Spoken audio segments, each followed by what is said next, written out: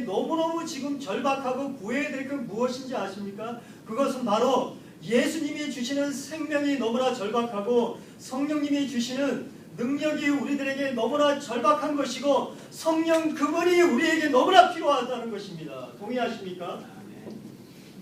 이것이 있어야지 됩니다. 교회가 이것이 있어야지 됩니다. 교회의 헌법을 몇 가지 고쳐놓는다고 해서 아이들을 위한 프로그램을 몇 가지 더 개선한다고 해서 점심을 스테이크로 만든다고 해서 여러분 교회가 부흥이 되는 게 아닙니다. 이삭을 강제로 옮겼을 때 이삭이 첫 번째 찾은 것이 뭔지 압니까? 지금 양들하고 소하고 자기 식구들이 죽어져가고 있는, 물을 찾지 못하면 죽어져가는 절박한 상황 속에서 그가 처음으로 찾은 것이 뭐냐면 자기 아버지가 팠던 우물을 찾는 것입니다. 여러분 그 우물, 아브라함이 팠던 그 우물을 누가 다시 메꿨습니까? 아멜렉 사람들이 다시 메꿔버렸어요. 그런데 이삭이 느꼈던 것이 있습니다. 이 지금 메꿔져 있지만 지금 부흥이 보이지 않는 것 같지만은 이 흙 밑에는 또 다른 물이 흐르고 있으며 그거에서 생명을 주는 물이 있었다는 것을 안 것처럼 여러분 저와 여러분이요 정말 하나님 앞에 우리 교회에 부흥을 주십시오. 우리 교회에 생명을 주십시오. 우리 교회에 성령을 주십시오. 그 믿는 마음으로 나아갈 때에 이삭이 아버지의 우물을 팠던 것처럼 우리의 선조들이 가졌던 그 영적인 부흥이 우리가 맞이할 수 있으리라 믿습니다. 믿으십니까? 저는 저희 교회가 하루빨리 부흥이 됐으면 좋겠습니다. 사람이 많이 여기 앉아있다고 해서 부흥이 된 것은 아닙니다. 왜 그런지 아십니까? 사람이 여기 맺고 있어도 그 사람이 하나님의 뜻대로 살고 있지 않으면 그 사람이 많이 차여져 있지만 그 사람 중에 성령을 받지 못한 사람들이 너무나 많이 있다면 그것은 부흥이 아니라는 것입니다. 숫자적으로 늘었다고 말하는 것이지 부흥이라고 얘기할 수 없습니다. 아멘.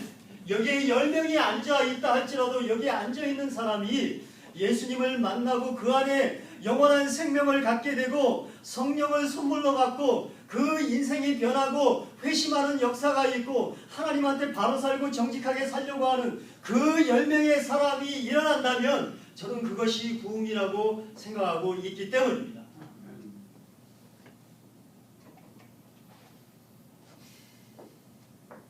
여러분 우리의 지혜로 우리의 지혜와 우리의 힘과 우리의 방법을 가지고 하나님의 부흥을 가져올 수 있다고 생각하는 것은 망치 하나로 가지고 3층씩 건물을 내가 다 지을 수 있다고 자기를 기만하는 것입니다. 망치 하나 가지고 어떻게 3층짜리 타운하우스를 우리가 지을 수가 있겠습니까? 사람이 할 수 있는 일은 한정이 되었고 사람이 할 수 있는 일은 제한이 있습니다. 이런 사람의 마음을 회심을 시키고 믿는 자들을 날마다 늘어나게 하며 사람들로 하여금 모여서 기도하는 것이 너무나 즐겁고 성령의 역사가 일어나게 하는 것은 사람이 할 수 있는 일이 아니라 하나님의 능력만이 할 수 있는 일임을 믿습니다. 이것을 믿고 기도해야 됩니다. 이것을 붙잡고 몸부림을 쳐야지만 하나님께서 우리 교회에 부흥을 주실 것이고요. 회심하는 사람이 생기고 새 사람이 생기고 성령의 역사로 다시 태어나는 사람이 분명히 생길 것입니다. 아멘. 이것이 우리 교회가 필요합니다. 오늘 말씀에 우리가 목숨을 걸고 절대적으로 구해야 할 것은 바로 하나님을 의지하는 마음입니다. 프로그램을 의지하는 마음이 아닙니다. 많은 사람이 한꺼번에 들어오기를 바라는 요행도 아닙니다. 헌법을 몇 가지 고쳐서 교회가 잘 되겠다고 하는 그런 것도 아닙니다. 다른 것이 아니라 바로 하나님의 능력이 우리 안에 임하실 때, 내려오실 때에 우리 안에 진정한 부흥이 있을 줄 믿습니다. 여러분 안에 영원한 생명을 가지고 계십니까? 대답이 없으십니다. 여러분 안에 영원한 생명이 있습니까? 여러분 영원한 생명을 여러분이 꼭 받으셔야 됩니다. 왜냐하면 영원한 생명이 없는 사람은 죽음에 대한 두려움이 있는데 그 죽음에 대한 두려움이 왜 생기냐면 내가 죽어서 하나님 앞으로 가서 심판을 받아야 될 것을 그 영혼이 알고 있습니다. 그래서 두려운 겁니다. 그러나 뭐라고 얘기가 나를 믿는 자는 살아서 나를 믿는 자는 영원히 죽지 아니하고 죽는 자는 또 영원히 살리라. 여러분이 언젠가는 한 번은 이 망가진 육체 때문에 영혼이 떠날 날이 여러분에게 있습니다. 그러나 여러분이 예수 그리스도를 믿고 영접한 사람에게는 심판에서 생명으로 옮겼다고 말하고 그 안에 하나님의 나라에 들어가는 선물을 저와 여러분에게 주셨는 줄 믿습니다. 여러분 천국에 들어갈 수 있는 그 열쇠를 갖고 있어야 돼요. 오늘 예수님께서 어디서 오셨는가? 이 사람들이 예루살렘에 있는 사람들이 예수님이 어디서 오셨는지 우리는 알고 있고 자꾸 알고 있다고 얘기합니다. 뭐라고 얘기하냐면 저 지금 올라와서 외치는 그 예수는 나사렛 출신이라고 나사렛이라고 하는 깡촌의 출신이라고 지금 얘기하고 있는 겁니다. 무시하는 거예요.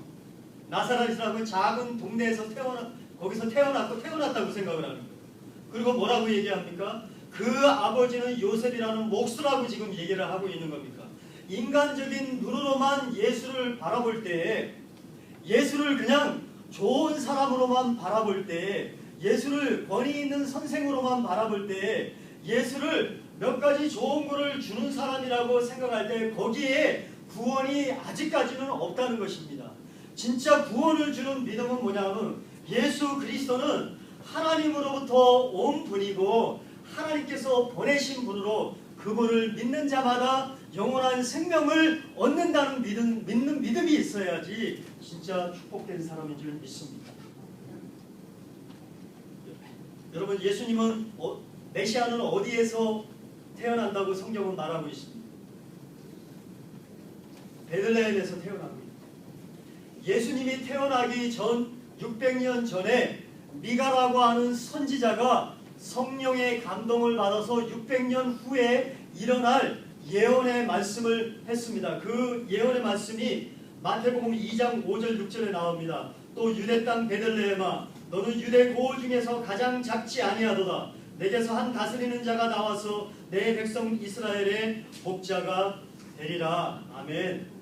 메시아가 오시는데 사람을 죄에서 구원을 하고 하나님의 나라에 들어가게 할 그런 목자여 메시아가 나오는데 어디서 나오냐면 베들레헴이라고 하는 작은 마을에서 메시아가 태어나겠다고 예언을 한 것입니다.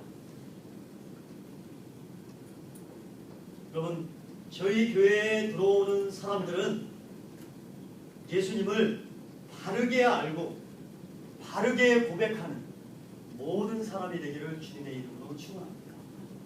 여러분 교회를 다니고 있으면서 교회의 마당을 밟고 있으면서도 하나님에 대해서 눈을 뜨지 못하고 있는 것, 이거 얼마나 불행인지 압니까? 교회의 땅을 밟고 있으면서도 하나님이 우리의 아버지가 되시고 영혼의 구원자가 되시고 우리를 만든 창조들을 모르고 있다는 그 사실이 얼마나 슬픈 일인지 아십니까?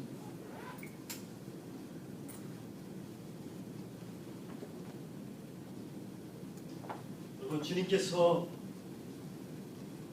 예수님을 하나님께서 낳으신 분이고 우리에게 주신 분이시니 그 믿음으로 굳건히 있는 여러분들에게 주님의 이름으로 축원합니다. 지금 예루살렘의 사람들은 예수님을 외모로만 판단을 하고 있습니다.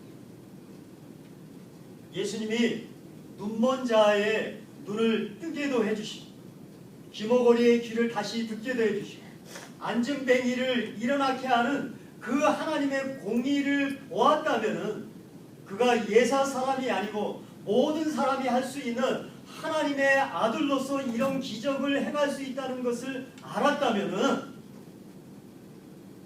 예수님을 외모로만 판단하지 않고 공의와 사랑으로 구할 수 있습니다. 여러분, 예수님이 어디에서 오셨는가의 그 족보에 대해서 마태복음과 누가복음은 서로 틀리게 얘기하고 있습니다. 마태복음은 어디부터 시작합니까? 아담부터 시작해서 예수님까지 족보가 계속해서 내려옵니다. 그런데 누가복음은 예수님으로부터 아담까지 올라가고 맨 마지막에 하나님에서 족보가 멈춥니다.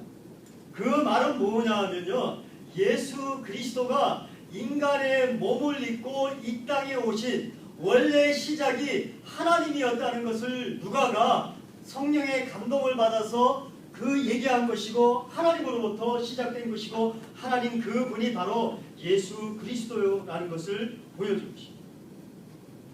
그래서 골로새서 1장 13절에 바울이 이렇게 고백합니다. 그는 보이지 아니하는 하나님의 형상이시오 모든 피조물보다 먼저 나시니시니 만물이 그에게서 창조되되 하늘과 땅에 보이는 것들과 보이지 않는 것들과 혹은 왕권들이나 주권자들이나 통치자들이나 권세자들이나 만물이 다 그로 말미암아 그를 위하여 창조되었고 또한 그가 만물보다 먼저 계시고 만물이 그 안에 함께 섰느니라. 이는 몸인 교회의 머리시다. 그가 근본이시여 죽은 자들 가운데 먼저 나시니시니 그는 친히 만물의 으뜸이 되려 하심이요 아버지께서 모든 충만으로 예수 안에 거하게 하시고 그의 십자가의 피로 화목을 이루사 만물 곧 땅에 있는 것들이나 하늘에 있는 것들이 그로 말미암아 자기와 화목되게 되기를 기뻐하십니다.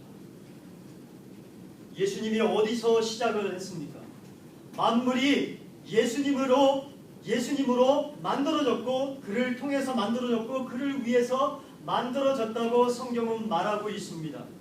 하늘에 있는 것이나 땅에 있는 것이나 눈에 보이는 것이나 눈에 보이지 않는 것이 다 그로 말미암아 만들어졌다고 말씀을 하고 있습니다. 만물이 예수 그리스도로부터 만들어졌으며 교회의 머리인 예수 그리스도께서 만물의 충만이요 교회의 머리라고 지금 말씀하고 있고요. 그 예수 그리스도의 십자가의 보혈로 말미암아 어떤 일이 생깁니까? 하나님과 우리 사이에 막혔던 죄의 담이 헐어져 내려가고 우리와 하나님 사이에 방해가 됐던 것이 제거가 돼서 우리가 하나님께로 갈 수 있는 그 길을 바로 예수님께서 열어 놓으셨다는 것입니다. 아멘.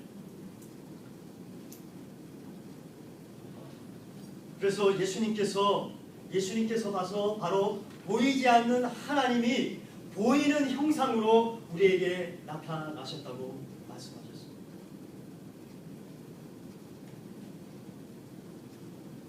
여러분, 저희 교회가 하나님의 부흥을 간절히 기다리고 있습니다. 이 부흥이 어디부터 시작이 되겠습니까? 바로 예수 그리스도를 모시는 우리부터 시작이 될 줄 믿습니다.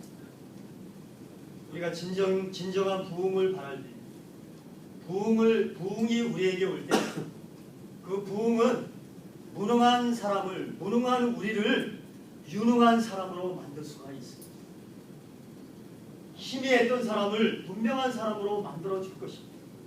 그리고 우리 안에 그 성령의 능력으로 말미암아 다시 기쁨과 즐거움을 찾아오게 하실 그 부흥이 우리 교회로부터 시작하는 저와 여러분 되기 주님의 이름으로 축원합니다. 네, 시간을 기도하겠습니다.